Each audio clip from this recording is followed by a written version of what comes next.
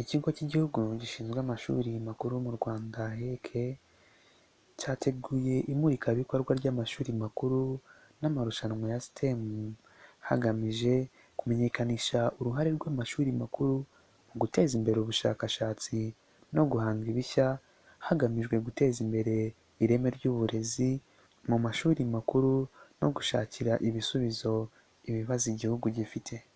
Aya marushanwa akaba arimo imishinga 32 yatoranyijwe mu mashuri makuru 10 yo mu burezi rusange ndetse n'ubumenyingiro mu Rwanda.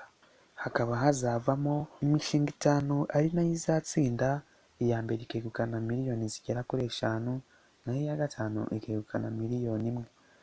Ni imishinga izashyirwa ku rutonde hakurikijwe amanota buri mushinga wagiye ubona.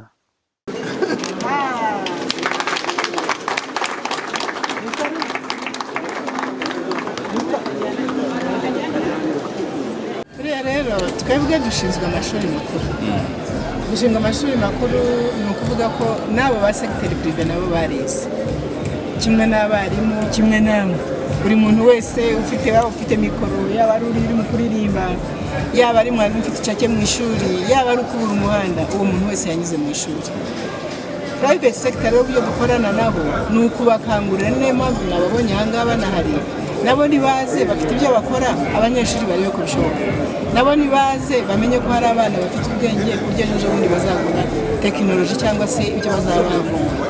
Umunyeshuri ariga ariko agira n'umwanya wo kujya gushyira mu bikorwa ibyo yize. Turifuza rero yuko aya mashuri makuru yagirana imikoranire idasanzwe, bagakorana neza n'abikorera ku giti cyabo kugira ngo abana babone aho bimenyereza umurimo, kugira ngo abana nibanavumbura bazashobore kujya ku isoko ry'umurimo nabwo ubwabo bawuhimbe bawushyireho. Ku isi hose iterambere buriya rituruka mu ishuri. Ntabwo washobora gukora aya madaraza iyi mitaka iri ahangaha utarabyize. Ni ukuvuga rero ngo ishuri byanze bikunze ni nk'urutirigongo, ni nk'umutima, sinzi uko nabyita, niho iterambere ritangirira. Secteur privé yacu nayo iracyari ntoya, ni ukuyibabarira ntabwo irakura. Tugomba sinabona kuyiheka ariko nayo ni kuyikangurira. Mwabonye uriya bari abantu bafite akazi kanoze, barigisha, bariga, bigisha abana bazajya ku isoko ry'umurimo. Nyakubahwa Deje, twibazaga ese iki gikorwa mugitegura mwaba mwaratekereje niba kizajya kiba buri mwaka cyangwa se bizarangira? Bizaterwa n'uko abanyarwanda n'abatwagikoranye babitekereza.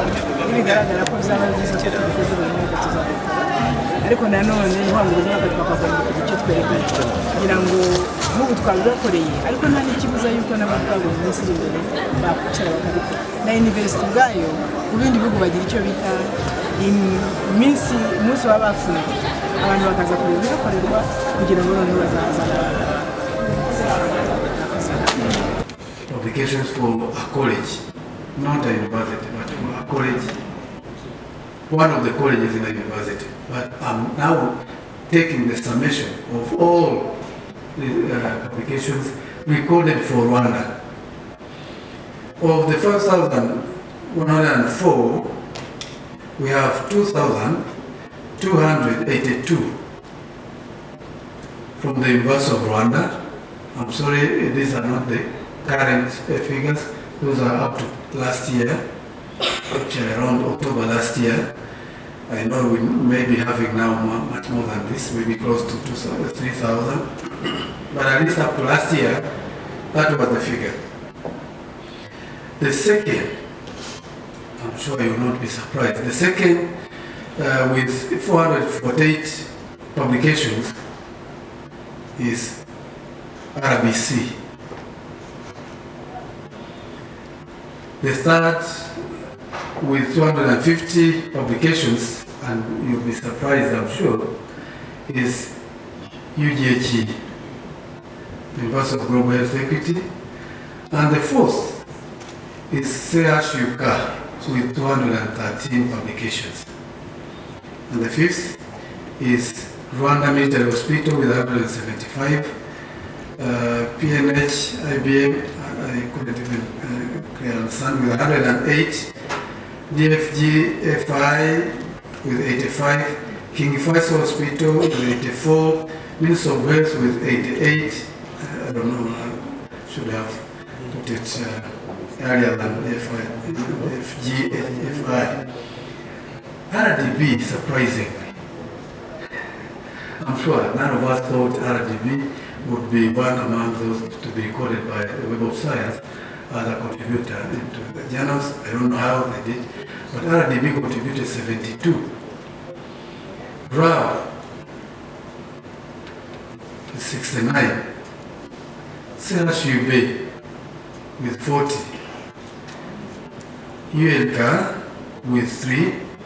And there are those others that were recorded, maybe not for the higher learning institutions or research institutions in Rwanda, but where maybe a staff from a higher learning institution worked with another foreign staff, and probably that publication was recorded with another institution outside, and we put all those together and they represented 1,187 publications. So and why do I raise this?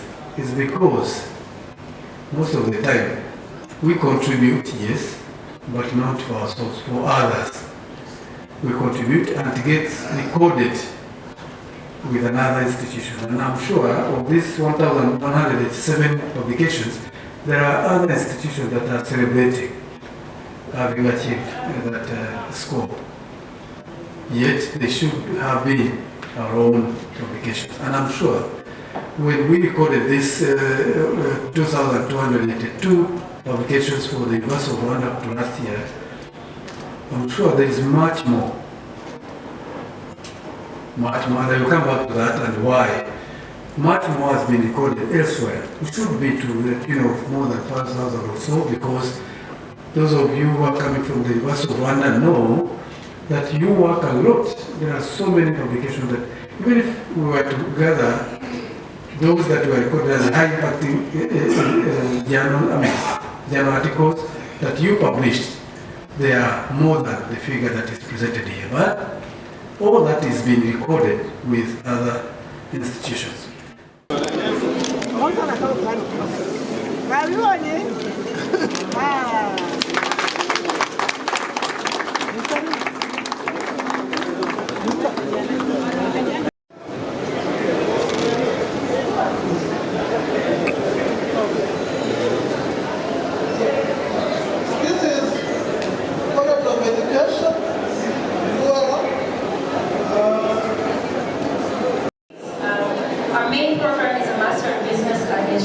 Targeting professionals, so people who have finished their undergrad and looking to further their skills.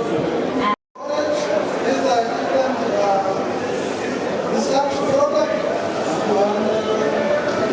On the other side, also they have innovative projects. So you have they have brought different products. This innovative projects. This is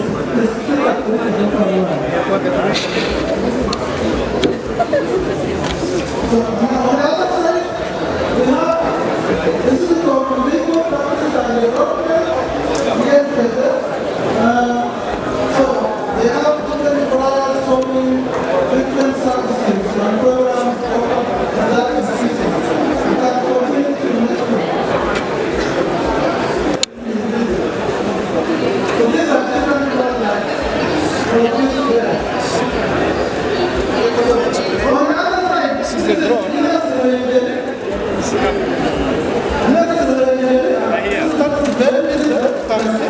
They have brought different innovative products.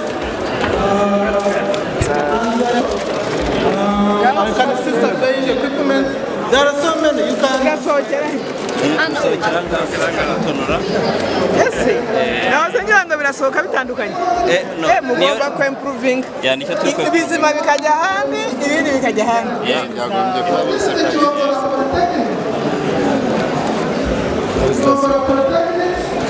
The program offers and make some better and